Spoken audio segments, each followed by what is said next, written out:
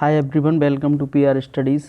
जैसा कि आप लोग देख पा रहे होगे पिक में कि ये हिस्ट्री का पार्ट 2 है। इससे पहले पार्ट 1 आ चुका है।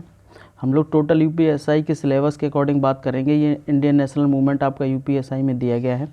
पढ़ने के लिए आप एंशिएंट हिस्ट्री, मेडुअल हिस्ट्री और मॉडर्न हिस्ट्री पूरा पढ़ सकते हो, लेकिन बात ये है कि हम लोग को सिलेबस के हिसाब से चीज़ें पढ़ी जाएँ तो बहुत ज़्यादा सही रहेगा, क्योंकि आपको पता है कि यूपीएसआई का जो सिलेबस है बहुत ही ज़्यादा ब्रॉड है। ठीक है, और आपके 40 क्वेश्चन आने हैं जीएस में। 40 में से अब ऐसा तो है नहीं कि सब हिस्ट्री से ही आ जाएगा या सब मूल विधि से ही आ जाएगा, तो एक एक दो दो क्वेश्चन हर किसी से रहते हैं, लेकिन आपको छोड़ना कुछ भी नहीं है, क्योंकि आपका छोड़ने का मतलब है कि आप फेल हो जाओगे। क्योंकि जो है यहाँ पे अब तो इस बार 35% की वरीयता कर दी है प्रत्येक सब्जेक्ट में, इस सब्जेक्ट में, और ओवरऑल 50%। लेकिन जब हमने एग्ज़ाम दिया था यूपीएसआई 2016 का जो वैकेंसी थी, उसमें एग्ज़ाम दिया था 17 में, तो उसमें क्या हुआ था कि उसमें 50% था क्राइटेरिया। ठीक है, तो मोस्टली लड़का क्या हुआ, जीएस में ही फेल हुआ, जीएस में ही फेल हुआ। तो इस हिसाब से हम लोगों को एक एक क्वेश्चंस की जो वैल्यू है वो समझनी है, और अकॉर्डिंग टू सिलेबस चीज़ें जितनी हो जाएं उतना ही बेटर है। ठीक है, तो हम लोग आज बात करने वाले इंडियन नेशनल मूवमेंट पे। हिस्ट्री का पार्ट 2 है। तो यहाँ पे बात भले ही चाहे कम आता हो, लेकिन जो इम्पोर्टेंट चीज़ें हैं इनको तो आपको छोड़ना नहीं है, तो करना ही पड़ेगा। ठीक है, तो चलो बिना देरी करे हम लोग क्या करते हैं, शुरू करते हैं। पिछले वीडियो हम लोगों ने भारतीय राष्ट्रीय आंदोलन की शुरुआत कर दी थी, तो हम लोगों ने इसको 3 पार्ट में डिवाइड किया था। इस पर थोड़ा सा और बात कर लेते हैं। 3 पार्ट में डिवाइड किया था। जो प्रथम चरण था वो था आपका 1885 से लेके और 1905 तक, 1885 से लेके 1905, इसको उदारवादी युग बोला जाता है। और द्वितीय चरण जो था 1905 से लेके 1919, इसको उग्रपंथी या गर्म दल जो बोलते हैं, गर्मपंथी चरण माना जाता है। और प्रथम चरण को नरमपंथी माना जाता है। तृतीय चरण जो है गांधी युग है, 1919 से लेके 1947 तक। तो उदारवादी चरण के जो नेता थे, दादा भाई नौरोजी, फिरोज शाह मेहता, गोपाल कृष्ण गोखले, बदरुद्दीन तैयब जी, इस टाइप के नेता क्या करते थे, ये लोग अपनी मांग रखते थे सरकार के सामने, अंग्रेज़ों के सामने। तो अपनी मांग रखते थे, अगर वो लोग नहीं मानते थे तो ये फिर से मांग रखते थे। ये किसी तरीके का कोई बहिष्कार या आंदोलन या कोई ऐसी जोर ज़बरदस्ती वाला तरीका नहीं अपनाते थे, इसीलिए इनको उदारवादी बोला गया।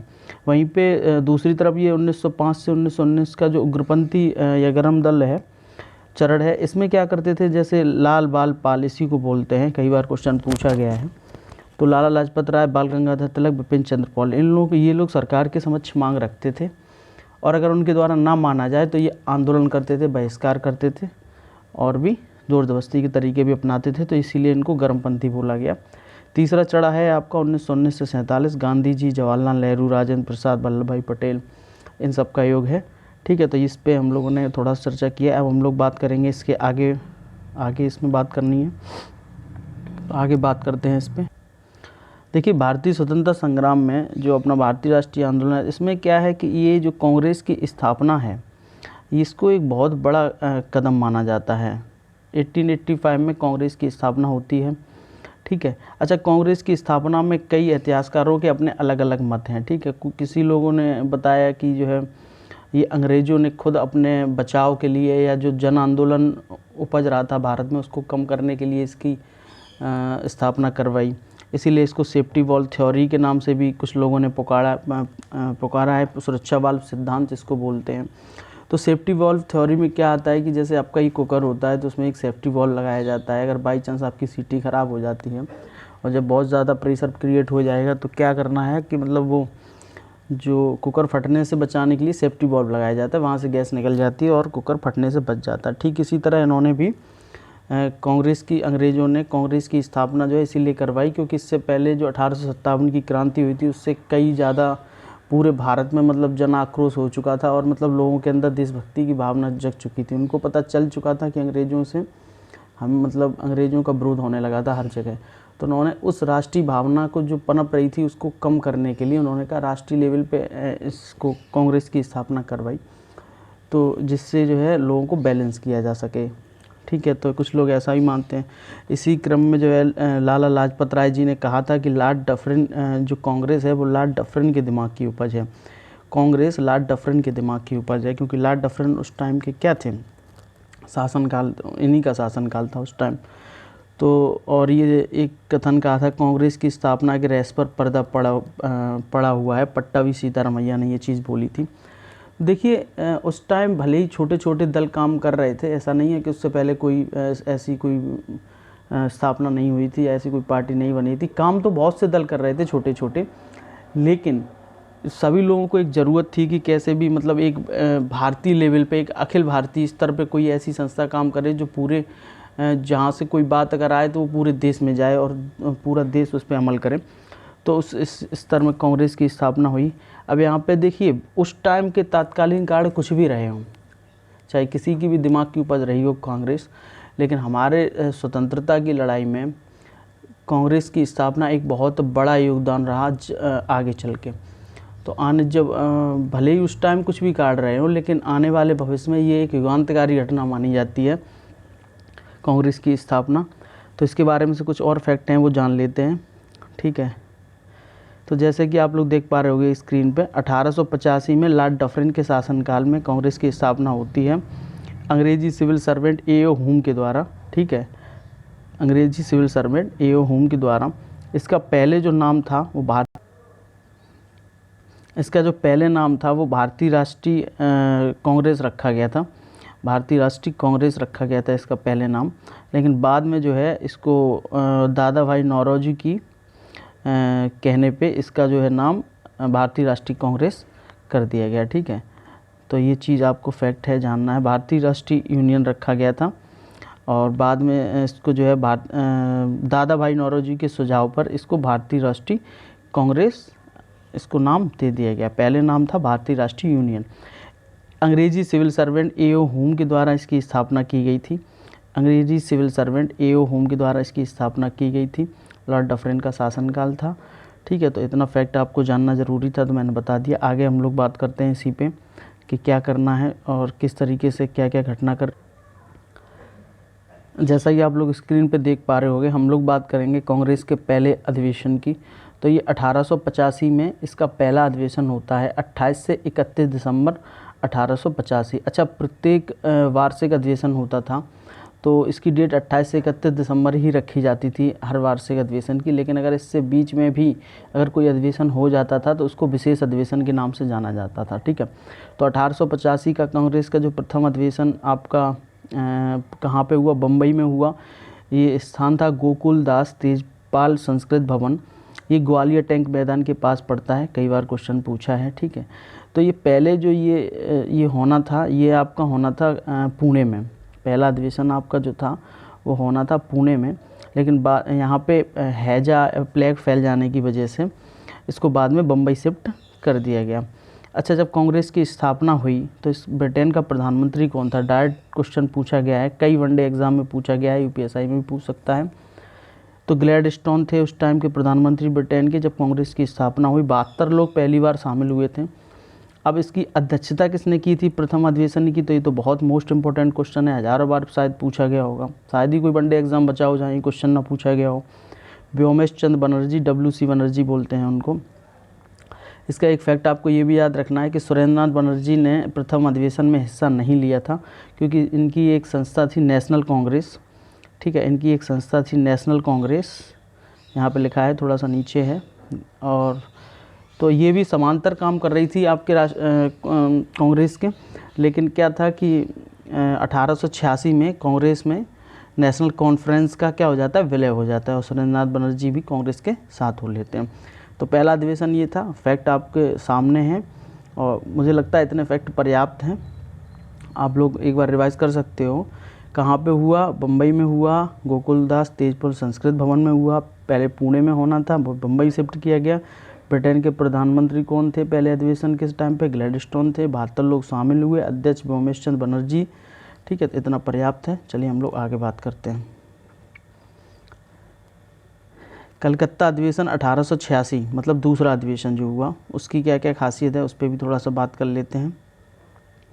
कलकत्ता अधिवेशन 1886 में, ठीक है, दूसरा अधिवेशन ये कहाँ पे हुआ, कलकत्ता में हुआ। 434 सदस्य ने हिस्सा लिया था इसमें।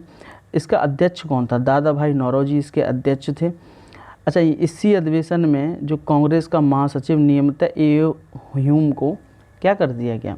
नियमित कर दिया गया। ठीक है, ए ह्यूम के द्वारा ही क्या किया गया था? कांग्रेस की स्थापना करी गई थी। तो इनको महासचिव नियुक्त कर दिया गया दूसरे अधिवेशन में नियमित है। ठीक है। अच्छा, दूसरा अधिवेशन की अध्यक्षता किसने की? दादा भाई नौरोजी ने। दादा भाई नौरोजी से रिलेटेड कई बार वनडे एग्जाम में हज़ारों क्वेश्चन मतलब कई बार हज़ारों टाइम जो है क्वेश्चन बनाया गया है, पूछा गया है। तो उनसे रिलेटेड जो कुछ फैक्ट हैं उन पे भी हम लोग बात कर लेते हैं यहाँ पे। तो देखिए, दादा भाई नौरोजी जो थे, इनको grand old man of India के नाम से जाना जाता है। Grand old man of India के नाम से भारत का शानदार वायुव्रत पुरुष भी कहा जाता है। गांधी जी ने इनको भारत का पितामह कहकर पुकारा था। ठीक है, 1867 में इंग्लैंड डेप्ट टू इंडिया नामक एक पेपर में इन्होंने धन के बहिर्गमन का सिद्धांत दिया था, ड्रेन ऑफ वेल्थ का सिद्धांत दिया था। ठीक है। अच्छा, दादा भाई नौरोजी ने कांग्रेस की 3 बार अध्यक्षता की है, अधिवेशन की अध्यक्षता 3 बार की है। पहला तो ये दूसरा ही अधिवेशन है, कलकत्ता अधिवेशन 1886, कलकत्ता अधिवेशन 1886। दूसरा लाहौर अधिवेशन 1893 में, 1893 में, और कलकत्ता अधिवेशन 1906 में। 3 बार इन्होंने, मोस्ट इम्पोर्टेंट क्वेश्चन है, पूछ सकता है, दादा भाई नौरोजी ने कितने बार अध्यक्षता की थी कांग्रेस की। 1901 में इन्होंने एक बहुत ही फेमस बुक लिखी, poverty and un-British rule in India. ठीक है, तो ये कई बार मोस्ट इम्पोर्टेंट क्वेश्चन है, कई बार पूछा गया है, poverty and un-British rule in India. जब आप लोग कोई प्रैक्टिस सेट करोगे हिस्ट्री का, या कोई आप लूसेंट से भी प्रैक्टिस सेट करते हो, तो आप देखना कितना क्वेश्चन यहाँ से मिलता है आपको, ज़रूर आपको इसका फ़ायदा होगा। तो दादा भाई नौरोजी को क्या है? शानदार, भारत का शानदार वायुव्रत पुरुष या grand old man of India बोला जाता है। गांधी जी ने पितामह कहकर पुकारा। 1867 में इन्होंने धन के बहिर्गमन का सिद्धांत दिया इंग्लैंड डेप्ट टू इंडिया नामक पेपर में। 3 बार अध्यक्षता की, कलकत्ता, लाहौर और फिर कलकत्ता 1906 में। 1901 में बुक लिखी, poverty and un-British rule in India. चलिए हम लोग अब आगे बात करते हैं।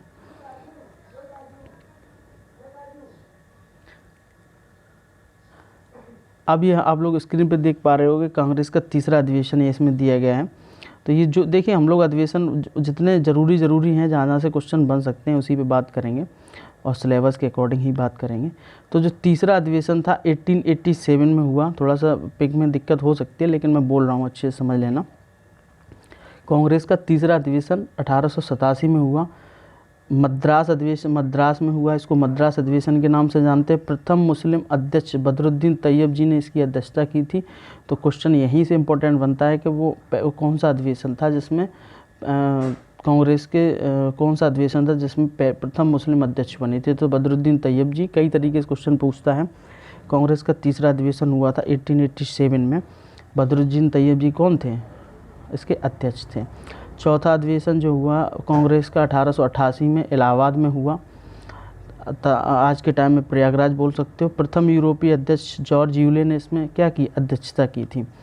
तो जो जॉर्ज यूले थे, ये क्या थे? प्रथम यूरोपीय थे। ये क्वेश्चन कई बार पूछा है कि वो प्रथम यूरोपीय कौन थे जिन्होंने कांग्रेस के वार्षिक अधिवेशन की अध्यक्षता की थी? तो ये था जॉर्ज यूले। ठीक है। अच्छा, कुछ और भी यूरोपीय हुए हैं जिन्होंने कांग्रेस के अधिवेशन की अध्यक्षता की है। तो जैसे ये सर विलियम बेडरन जो थे हुए तो काफ़ी लोग हैं, लेकिन जो है हम लोग यहाँ पे कुछ जो इम्पोर्टेंट फैक्ट है उसी पे बात करेंगे। सर यूले हुए हैं, बेडरन हुए हैं, अल्फ्रेड वेब हुए हैं, हेनरी कॉटन हुए, एनी बेसेंट हुए तो काफ़ी। लेकिन ये सर जो विलियम बेडरन थे, देखो जॉर्ज यूले प्रथम यूरोपीय थे जिन्होंने कांग्रेस वार्षिक अधिवेशन की अध्यक्षता की थी।